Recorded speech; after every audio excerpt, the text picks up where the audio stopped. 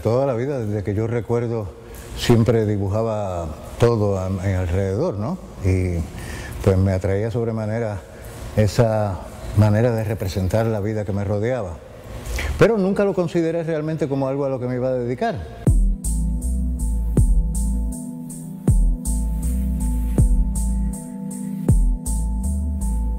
Más bien estaba interesado en la astronáutica. Estuve en la patrulla aérea civil y me iba dando todos los pasos que tenía para lograr alcanzar la astronáutica, que en aquella época, estoy hablando de la década de los 50, hubiera sido posible en vista de que lo único que habían enviado eran perros y monos, y yo puertorriqueño tenía posibilidades, ¿no? Pero sin embargo, a los 15 años, el día de Navidad, tuve un accidente y me fracturé, me rompí la tibia y la urna del brazo derecho, la urna. Así que estuve casi un año sin el brazo derecho. Por ende tuve que aprender a escribir con la izquierda, comencé a pintar con la izquierda, aprendí a hacerlo todo con la izquierda y ya no era posible que tuviera acceso a la escuela de astronáutica, por lo cual entonces tomé la segunda opción, que eran las artes. Tomé un curso de 4 clases de dibujo y 4 clases de pintura en la Universidad de Puerto Rico con Bart Mayor, y luego tomé unas clases en su casa, pero realmente no fue mucho lo que estudié.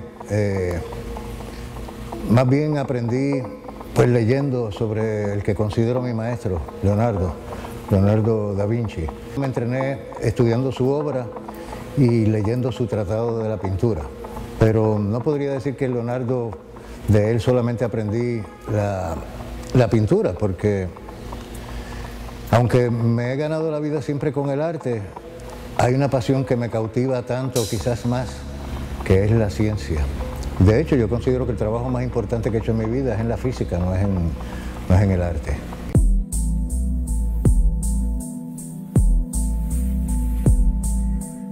Concebí un sistema de medición universal y proporcional para unificar las medidas del mundo atómico de uso diario y astronómicas en un solo sistema, sin necesidad de valores exponenciales y con una sola y única regla con la cual medir, no importa que sea la distancia que hay entre los átomos en una molécula de amonio, la estatura de un ser humano o la distancia de Andrómeda.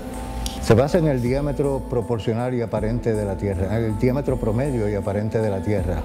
A diferencia del metro, que es una cuarta parte del arco circunferencial de la Tierra que va desde el Polo Norte hasta el Ecuador, pasando por el meridiano parisino, porque me pareció que eso no era muy razonable, porque los seres humanos concebimos las cosas más bien en términos de esfera, ¿verdad? Como un diámetro, no como una circunferencia. Me fui desbocado, totalmente enamorado hacia la concepción de ese sistema de medición, y al cabo de 7 u 8 meses, cuando yo lo tenía prácticamente concebido, pues entonces fui a comprar una computadora para hacer las matemáticas de ese sistema. Me di cuenta que todo en la computadora eran ceros y unos. Por ende, si le cambiaba los numeritos, podía hacer otras cosas con ella. Y así fue que, cambiándole los numeritos, comencé a pintar con la computadora, cambiándole los numeritos, hice nuevas fórmulas de colores. Entonces, en el aspecto del arte, pues fui la primicia en pintar con una computadora, puesto que en aquel momento no existían todavía los rastreadores o scanners, como se le llaman aquí. El sistema en sí fue publicado en el 1990 en la revista de American University.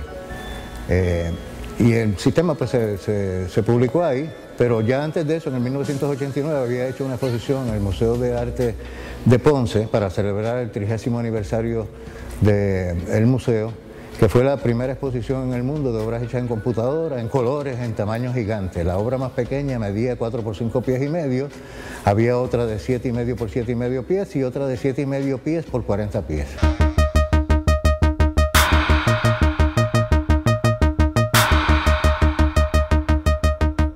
Las personas que más he admirado de Puerto Rico, que son Carlos Raquel Rivera y Rafael Tufiño, ambos, curiosamente, tocaron a mi puerta y en la calle Luna para saber cómo se hacía eso, porque les parecía maravilloso esa nueva ese nuevo medio, esa nueva tecnología.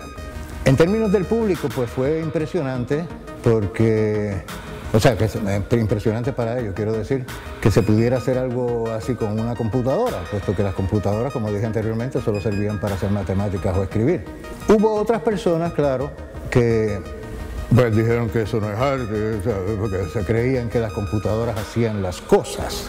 Las computadoras son genios imbéciles, que son genios porque son capaces de hacer todo lo que tú le pidas, pero imbéciles porque no son capaces de hacer nada por sí mismos. Un ejemplo de una de esas imbecilidades fue un crítico, ¿verdad?, que como casi el 100% de los críticos fue alguien que intentó ser artista y no dio el grado, y entonces se dedica a cobrar dinero por interpretar la obra que no pueden hacer de otro artista. O sea, ¿cómo alguien puede venir a decir qué quiso decir Beethoven con la séptima sinfonía? Por favor. ¿Es que alguien necesita que haya un intérprete para que le explique qué quiere decir una mancha en una pared o una nube de tal o cual forma? No, nacemos con cerebros incluidos. Digo, no todos, ¿verdad?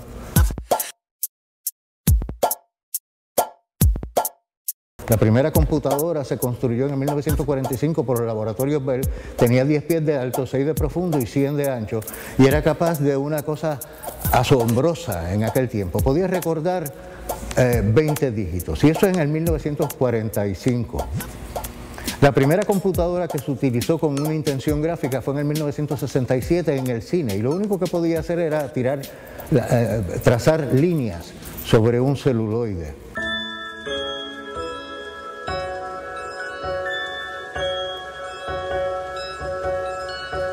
Una vez que uno sabe de tantas décadas que por cada ser dispuesto a luchar por el futuro hay más de 1 millón dispuestos a morir por el pasado, pues uno entonces acepta el costo que conlleva abrir nuevos caminos, que es la soledad.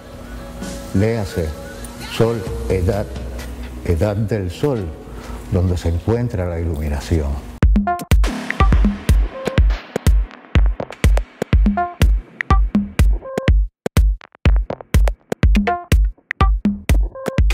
Primero tuve la computadora, una computadora Commodore, un modelo llamado Amiga. Y luego intenté comprar una impresora llamada El Diablo. Lo que me daban como prueba de resultados de ese impresor, realmente pues no me convencía, ni los colores obedecían a lo que había en la pantalla, ni la calidad era buena. Así que sumamente molesto, después de alrededor de 5 o 6 meses de ya tener un montón de obras encerradas en la computadora, y valga la aclaración de que en aquel tiempo no existía tal cosa como los discos duros ni nada por el estilo. Bastante molesto, llamé al fabricante de la computadora y les dije que estaba perdiendo dinero y tiempo, etcétera, etcétera, esperando por ese impresor, el Diablo C150, y me informaron que ese impresor ya estaba retirado porque tenía una serie de problemas y que iban a sacar al mercado un nuevo impresor llamado el Xerox 4020. Así que les pedí que por favor me facilitaran uno de ellos. Y por fortuna tuve uno de esos impresores casi un año antes de que saliese al mercado. Sin embargo, cuando me pongo a hacer los experimentos con las obras, porque obviamente no tenía dónde ir a aprender nada de esto, pues esto no se había hecho, pues descubrí que los colores no tenían absolutamente nada que ver con lo que uno veía en la pantalla. Tú podías, por ejemplo, tener un azul cerúleo en el monitor y cuando se imprimía era un púrpura oscuro. Así que no funcionaba. Por ende, lo que hice fue que entonces empecé a reprogramar los colores del impresor. El impresor era capaz de hacer 256 colores usando 4 tintas. Rojo, amarillo, azul y negro. Así que empecé a reprogramar todos esos colores y a ir asignando todas las gradaciones posibles, numéricamente hablando, de cada color y la combinación entre ellos.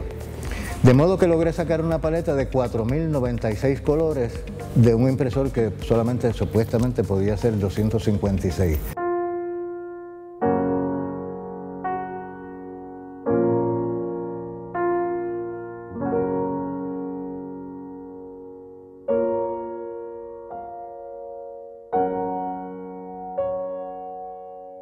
aspiro a ser artista, no a ser pintor, ni a ser músico. Un pintor es un pintor, un músico es un músico, un actor es un actor, etcétera, etcétera. Artista es el que puede dominar todas las áreas del conocimiento y con excelencia, porque a diferencia de aquel embuste que han tratado de meternos por la cabeza opiniones extranjeras de que Jack of all trades, master of none, falso. Falso. Todo aquel que ha contribuido a la evolución de la especie lo ha hecho gracias a que ha logrado combinar el conocimiento de diferentes áreas del conocimiento, valga la redundancia, y lograr nuevas ideas, nuevos enfoques, nuevas cosas. El maestro.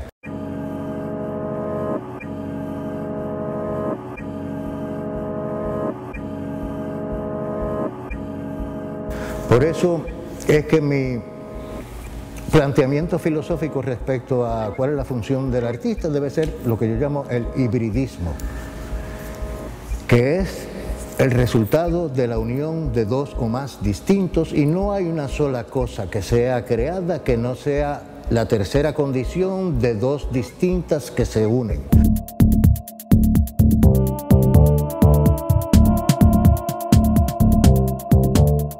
Esa duda de cómo de pequeño es el protón del átomo de hidrógeno, cómo de grande es el universo, es una obsesión proporcional que tenemos los pintores, en este caso los pintores, ¿verdad?